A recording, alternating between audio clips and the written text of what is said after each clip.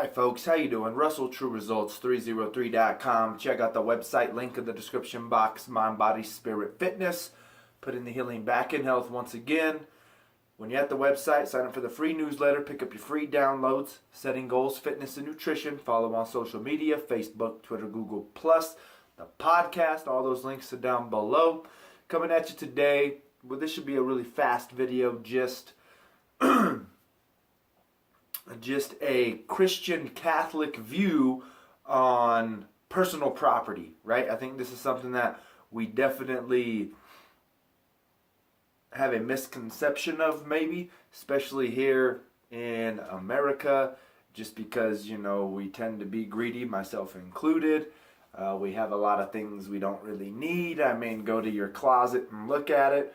Mine's included, how much stuff you have that you don't even wear, right? How many pairs of shoes do you have, right? Going with that, one of my favorite rappers, Andy Mineo, that's what he says, something along the lines like, "Lord, forgive me for all these shoes, even though I only got 2 feet. I have 100 sneakers, but I only got 2 feet." And then he talks about, you know, asking for forgiveness for his covetedness, I guess you could say, the greediness, the misuse of his talent. But I was just listening to something. Well, I listened to something a while back. I just re-listened to it to try and get the whole point again. And I've actually got this book right here. I haven't read it yet. But when he was talking about it, it was called Social Teaching, even though this one is the Catholic Social Thought. So I want to start reading this, but you can see just how big this book is. Catholic Social Thought. But anyways, it's I guess it's Thomas Aquinas, and then we talk about ownership versus the use of our goods, of our property. We all have the right to own things, but I think the same thing is we've got to understand that everything in general should be thought of using for the common good, right? As long as you have the necessities and enough, then that excess, we've got to be able to figure out what that excess point is, and then from there, you use the rest to help your fellow man. You use the rest to help those in need. And I think we've got to understand sometimes, too, it's not just giving money to the homeless guy on the corner. You know, I understand sometimes they're scam artists, but sometimes they're actually in need of money, and they have some situation in life that unfortunately enables them to get a job. So we've got to set that limit, though. What is that limit? And we've got to make sure that when we hit that limit, we don't continue to stay greedy and keep hoarding, right? I think we need to understand that. I heard I was watching a YouTube video a while back on an interview with Dave Chappelle, and he was talking about being a young comedian, talking with his father about, you know, what was considered success and what was not considered success. And one thing he said was his dad told him, just get a job, this isn't going to work, you know. And he told his dad, well, you know what, to tell you the truth, if I can be a comedian and make a teacher salary, which is what you make, his father was the teacher, he said, in my opinion, I consider that a success, you know. So to him, it's even if comedy only made him $50,000, $60,000, he was still a success. And his dad told him, if that's the case, go for it, go for your dreams, and pursue them. You know, and I think sometimes we've got to understand that sometimes your dreams aren't going to make you the richest materialistically, but they are going to create happiness, which is true health and wealth, right? Loving to go to work all the time, being able to still have free time to see family and to visit friends and to raise a family and to have the necessities in life. That is a true blessing, right? So next, there was a quote. What was it? I'm looking at my notes down here. Sorry, I wrote a little note. It was St. John Chrysostom. I might have wrote that wrong. And he said, if you have 2 shirts in your closet, both of those shirts aren't yours. One shirt's for you, and then the other is for the man that has no shirt, right? So once again, it comes down to the thought process of, do you have enough? Do you truly have enough? And that's something else I wanted to bring up with that Dave Chappelle interview, he said something as well. He said his father told him, hey, reach for your stars, go, try to achieve your dreams, but always make sure that there's a price. A set price that if something happens, you'll get out. Right? I like conspiracy videos, so they talk about like the Illuminati and all these other things. And what is your price? They're always going to try to break you down and try to make you go against your moral values in life.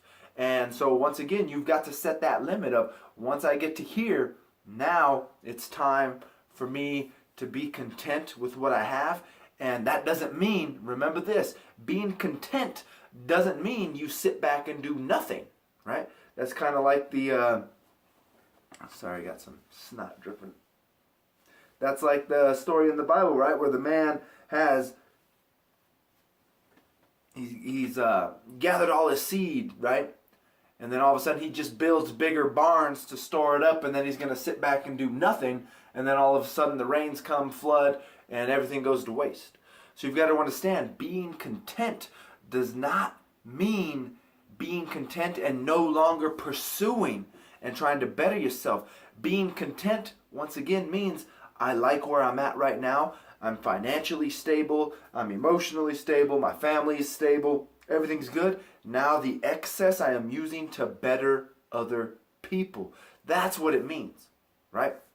And that's the beauty of democracy and kind of the downfall, if we want to go with it, with that socialism, right? Socialism, and people get that confused with Catholic teaching being socialism versus democracy. And it's not, because once again, we have the choice to do it. You got to remember, God is always going to give you a choice, that free will aspect, right? Versus socialism is not free will, right? The government is just straight taking it and then dispersing it.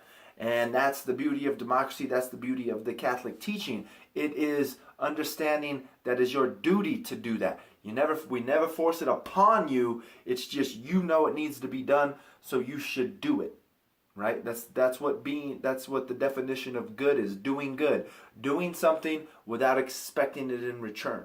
Right? Same thing. Whenever you loan someone money, you loan it expecting it not to get it back. But if you get it back, great. That's beautiful. Okay? So there is that thing of ownership. And in my opinion, I think this kind of also breaks down into, I'm going to kind of take a twist here with the North Dakota Access Pipeline we have going on right now. If I remember correctly, when you do the research, they say the land that they're trying to put this on, that the Native Americans are protesting, is private land, right? So this is private land that, in reality has nothing to do with them. I understand it might run by their reservation. They say it's running by the water, and I can understand the protest, but we've got to understand that if it's private land, it is what it is. Now it depends on the moral values of the owner of that land. And is profit more important than the dangers that could happen if that pipeline does burst? Now, of course, having the pipeline is going to be of great value because it's going to help us on our energy independence. But once again, it's weighing the pros and cons, right? So the owner of that land has a duty of the common good to understand, hey, if I do this, what are the pros, what are the cons? Yes, I'm going to make money. What is the percentage that this pipeline might fail and it could contaminate water and it could destroy things? So that owner, even though it is his property, he has his duty to evaluate the situation and truly understand if it's something that he should do or he should not do based on moral values, not just on a dollar. Yes, it's his property, but how is selling his property going to affect those around him?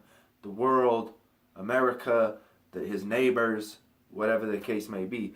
So once again, I hope this helps. And last but not least, the question that he asks is, and we always got to ask is, why has God blessed you the way you have been blessed? Right? We've all been blessed with whatever it is, time, treasure, talent. Why has God blessed you with what you have been blessed with? Why has he blessed you with the gifts to pursue whatever the next blessing is? And how can you use that blessing for the common good? Right? That's pretty much the Catholic teaching on property. So once again, I hope this helps. I hope it gives you something to think about, something to contemplate. and something to once again take a look at your life, evaluate your life, and see if you are living it properly, especially if you're a Christian, especially if you're a Catholic. Okay, so once again, I hope this helps. Don't forget to follow on social media, Facebook, Twitter, Google+. The podcast is out there. All those links are down below. Subscribe to this channel. Share all this information on your YouTube or your Facebook, whatever it is, Twitter, social media. Share and like these videos.